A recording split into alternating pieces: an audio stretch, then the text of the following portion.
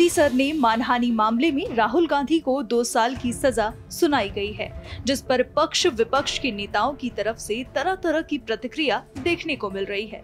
इस पर हाल ही में मीनाक्षी लेखी का बयान भी सामने आया है, जिसमें उन्होंने कांग्रेस नेताओं द्वारा उठाए गए एक कदम पर सवाल उठाया है, जिसके बाद अब राहुल गांधी की सदस्यता पर भी असमंजस के बादल छा गए हैं। कयास लगाए जा रहे हैं कि कहीं राहुल गांधी को संसद की सदस्यता से हाथ न धोना पड़े। जैसा बीज बोओगे वैसा ही पौधा निकलेगा।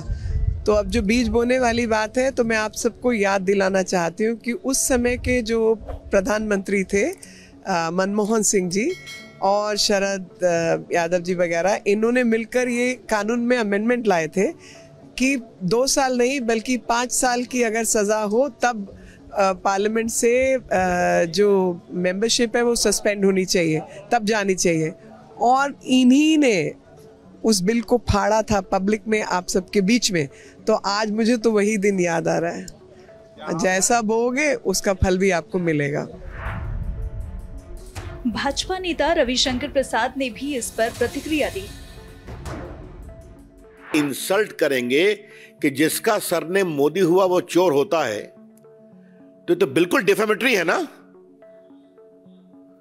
और बाकायदे सुनवाई हुई, उनको अपना पक्ष रखने का अवसर मिला, उनके वकीलों ने बहस की, प्रोसिक्यूशन के विटनेसेस आए, जो कानून की प्रक्रिया है उसके अनुसार यह निर्णय हुआ।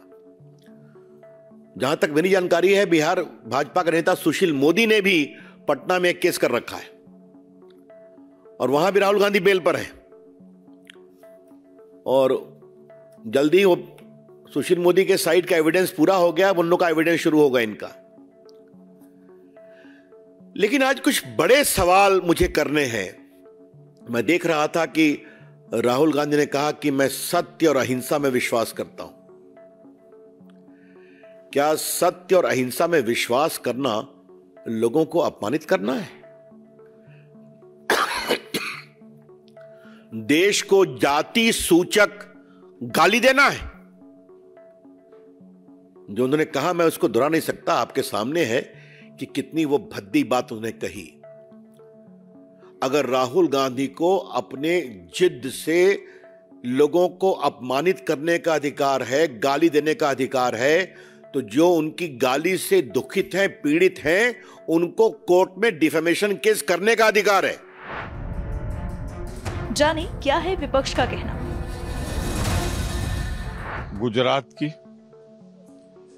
सूरत कोर्ट में चल रहे मुकदमे में भारतीय जनता पार्टी ने साजिशन, जिस तरह लोकतंत्र के एक महान योद्धा के रूप में उभरे विपक्ष के नेता श्री राहुल गांधी के खिलाफ साजिशन,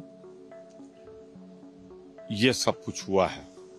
वो चाहते हैं राहुल गांधी आवाज बंद कर दें, लड़ाई बंद कर दें, भ्रष्टाचार के खिलाफ संघर्ष बंद कर दें, तो फिर वो राहुल गांधी के डीएनए को नहीं जानते। यह संघर्ष और प्रखर होगा, सत्य की लड़ाई और मजबूत होगी। मैं जुडिशियल जो भी निर्णय होते हैं उसका सम्मान करती हूँ, पर यहाँ पर कहीं ना कहीं जुडिशियल ओवररीच हुआ है। जब उन्होंने अपना एक्सप्लेनेशन भी दे दिया है, उन्होंने कहा वो नहीं चाहते थे कि किसी तरीके का किसी को आहत पहुँचे, ठेस पहुँचे, तो वो एक मुद्दे पे चर्चा कर रहे थे, फिर भी ये निर्णय लिया गया है। इसकी फार रीचिंग कॉन्सिक्वेंसेस होंगे। पॉलिटिकल लाइफ में, पॉलिटिकल रैलीज में बहुत सारी चीज़ें कही गई। प्रधानमंत्री नरेंद्र मोदी जी ने नेहरू जी के बारे में कितना कुछ कहा है, गांधी परिवार के बारे में कितना कुछ कहा है। तो इस तरीके से अगर हम लोग जुडिशियल डिसीजंस देखेंगे, डेफेमेशन में ओवररीच देखेंगे, तो it will have far reaching consequences politically also.